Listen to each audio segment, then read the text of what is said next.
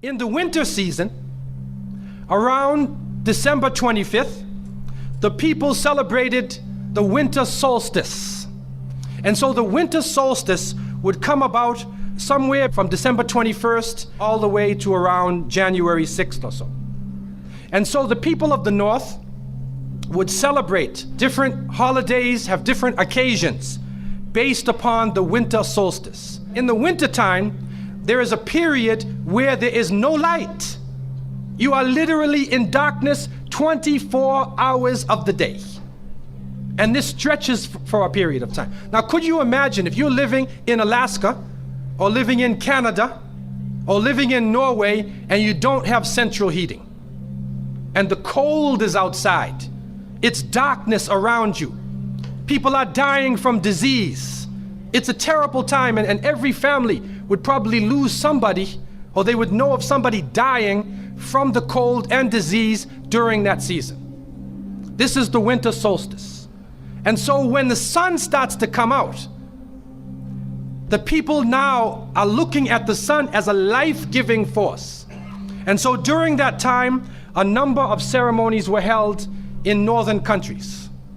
In the far north was the Feast of the 12 Nights, which stretched from December 25th to January 6th. Also in ancient Greece, there was the Bacchanalia, which was held for their god Bacchus, the god of wine and sport and play. The Romans had the Saturnalia for their god Saturn, their main sun god Saturn. And so you find during these times that the people held ceremonies in the north. They would burn bonfires. The light was important, the fire, because the fire represents the light, the life-giving force for those who worship nature. Also in the north, they recognized that there was one tree that despite the cold would still remain alive, the evergreen tree, the fir tree.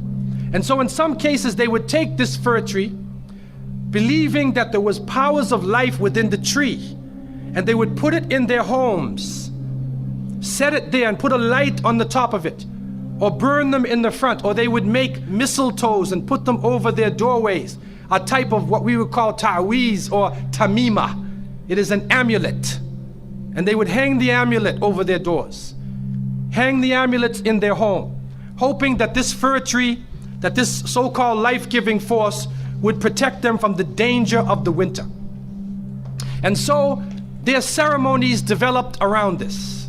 And this went on for hundreds of years. We also find in the ancient northern countries, and the Druids of the north, they carried out special ceremonies surrounding the mistletoe and surrounding the fir tree and the beliefs, and they would meet within circular areas. And they had a secretive cult that spread throughout the far northern countries. One of the interesting individuals, and you can look this up if you can find it in the dictionaries or encyclopedias, is a man called Mithra or Mithras. This is a very mysterious character. And when you look at history, you find that this individual called Mithra was born on December 25th. His day of the week was the 7th day of the week, that we still call Sunday.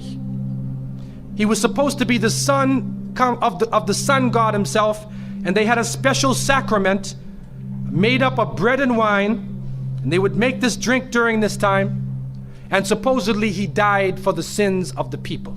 Sounds familiar, doesn't it? But when you try to find Mithra or Mithras in the encyclopedias, they, through state intervention, erased the name. Why is this? That is because after the time of Jesus, Isa alayhi salam, when the message began to spread and they went north, and you'll see within historical writings that Barnabas, one of his disciples, met a man named Saul or Paul, who later called himself Paul. Paul said he saw Jesus on the Damascus road, and he went to the disciples, but the disciples turned against Paul. Only Barnabas stayed with him. But when Paul and Barnabas went into Greece, Barnabas left him. Now, what is the reason why they all left him? What are the concepts coming through Paul?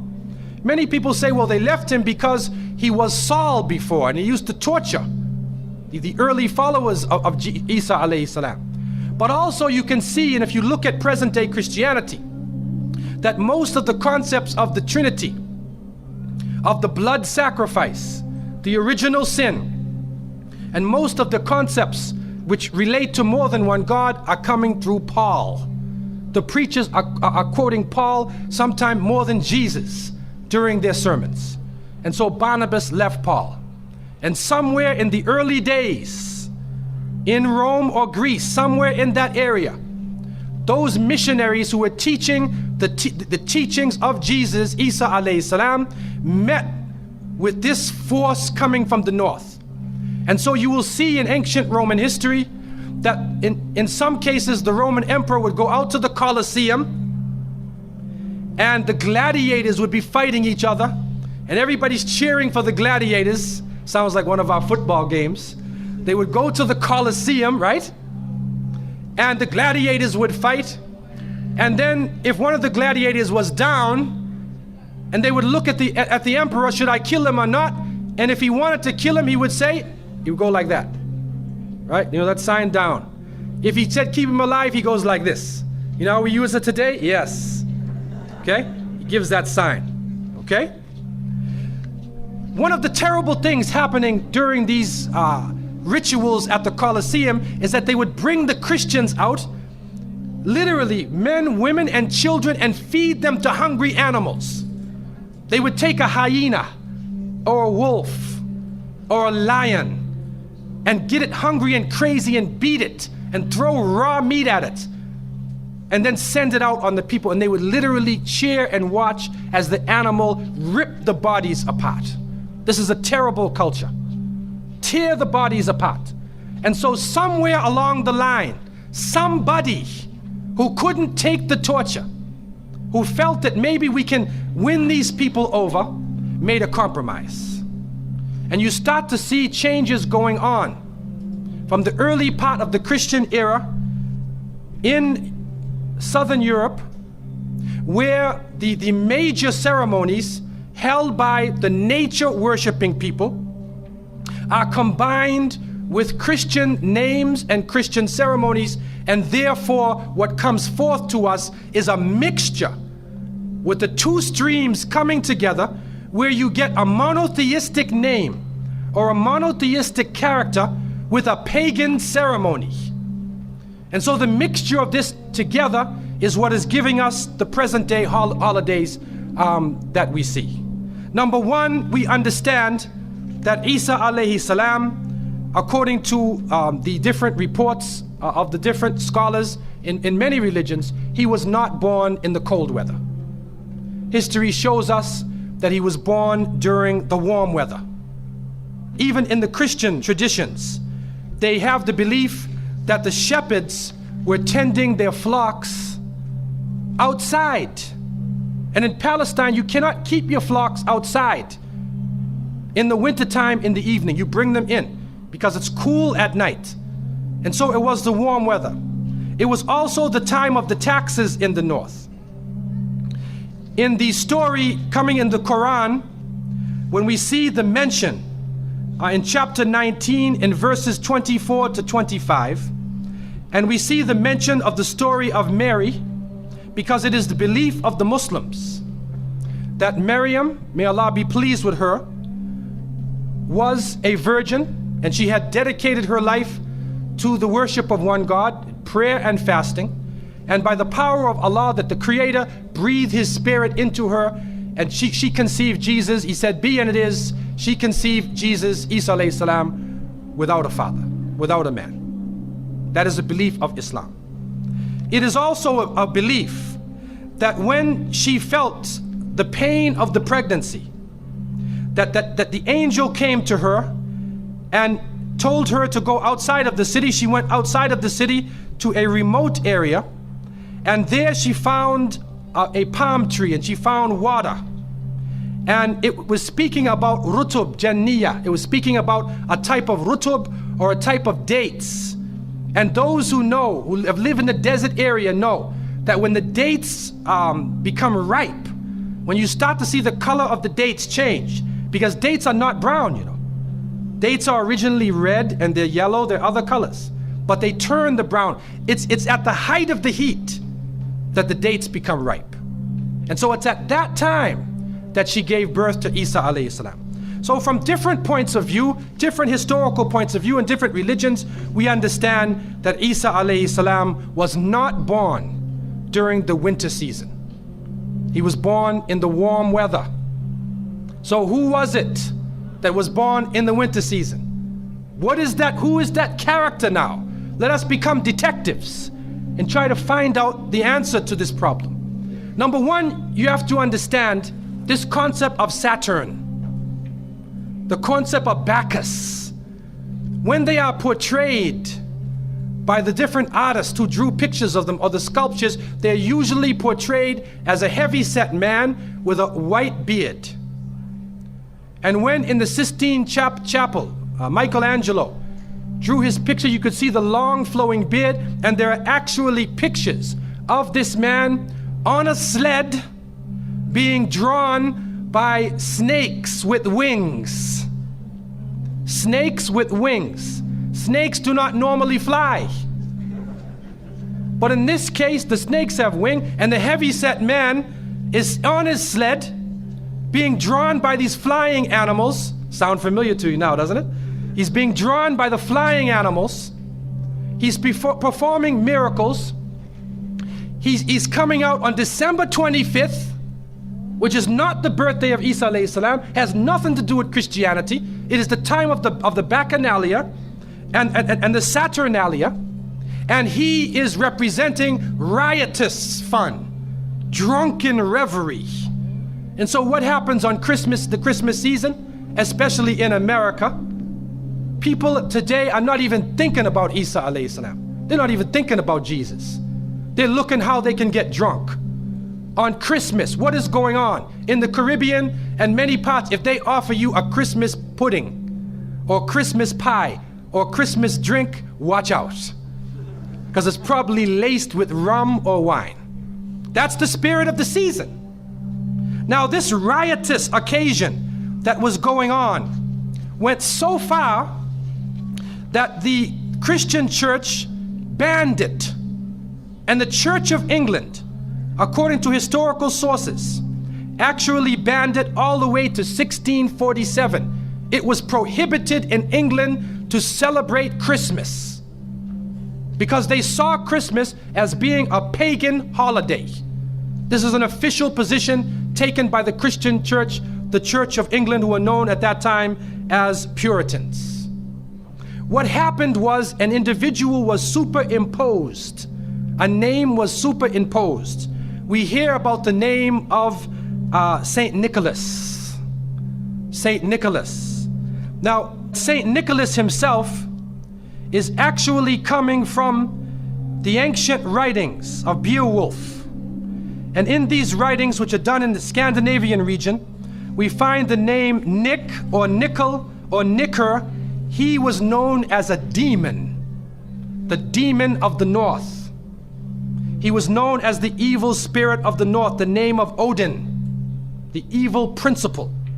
And so in Germany and in many of the northern countries, the people actually looked upon this so-called Saint Nick as being an evil force, and they would tell their children in the wintertime, don't go outside, because if you do, Nicholas will come along, Nickel will come along, he'll capture you, put you in his bag, and take you away. And so they used it as a negative concept. In Isaiah, in what is left of the Bible, in chapter 4, in 14:13, the devil is known as the prince of darkness. And it is an understanding that his throne, the seat of his power, is in the north. Somewhere in the north is the seat of power of this evil. And so the Germans also, when they depicted this Nicholas, or this Pelsnickel, as they would say, Pelsnickel in German, it means a furry devil. When they depicted him, they depicted him as a man with red fur. He had red fur coat, and his base was in the north, and he was the essence of evil. And the Church of England till 1647 took the position that this celebration could not go on. So what we are actually seeing is that the Christmas occasion was actually the time of evil. It was the time of the belief in the Saturnalia and the Bacchanalia. And because of this, they shifted the occasion to New Year's Eve. They shifted all of their feelings and their merriment and their evil to New Year's Eve. Now, before we go to that, looking back at Christmas, what is happening now in Christmas season? I don't know what goes on in Miami, but in the northern cities, on Christmas occasion, they put lights around and Santa Claus parades. Do you have a Santa Claus parade here? They have Santa Claus parades, and St. Nicholas is outside and he's in the streets and everybody's talking about St. Nicholas, and the poor children are taught that St. Nicholas is going to come down your chimney. Most people don't have chimneys in Miami anyway, but a 350-pound man is going to come down your chimney and bring you presents and keep his clothes white and red, and go to all of the homes in the area and put presents in your stockings and put presents under your tree, and then fly back out into space. And the father, the poor father who sweat and toiled all year to get you the presents, gets no credit for the present given to the child.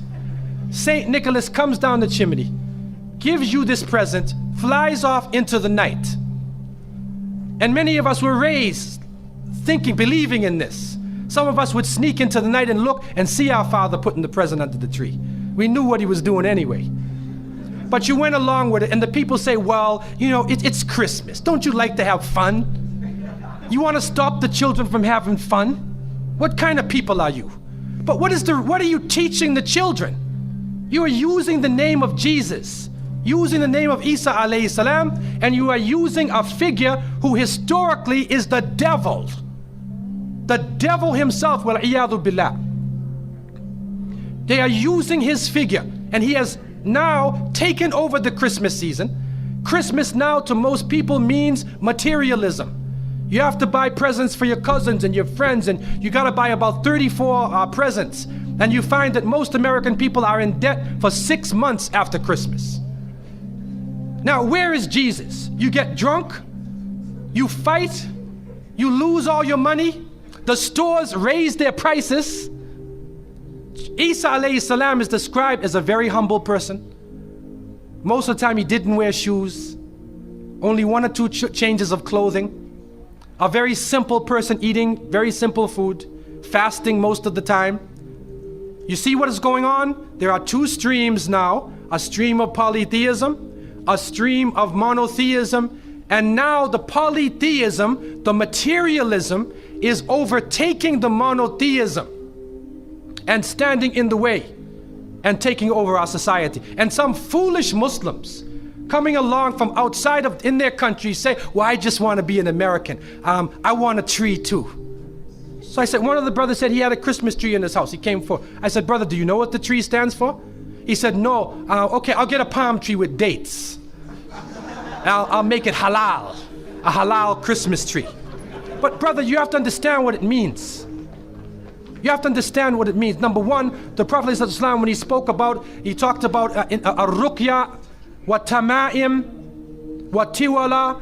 He said all of these things are shirk. That if you hang amulets thinking that this ta'weez or this amulet is going to protect you from something, then you are actually giving power to the creation of Allah and taking it away from the Creator. If you think that by making some spells, going to a magician and asking them to put a spell on someone, you want to get married, so you go to the Sahir and say, put a spell on Ali, I want to marry him. Put a spell on Zainab. What kind of marriage are you going to have if you go to the magician? And so the Prophet, peace be upon him, named all of these things, the superstitions, the amulets, all of these type of things are the other stream which goes away from monotheism, from the belief in one God, and takes you into another religion.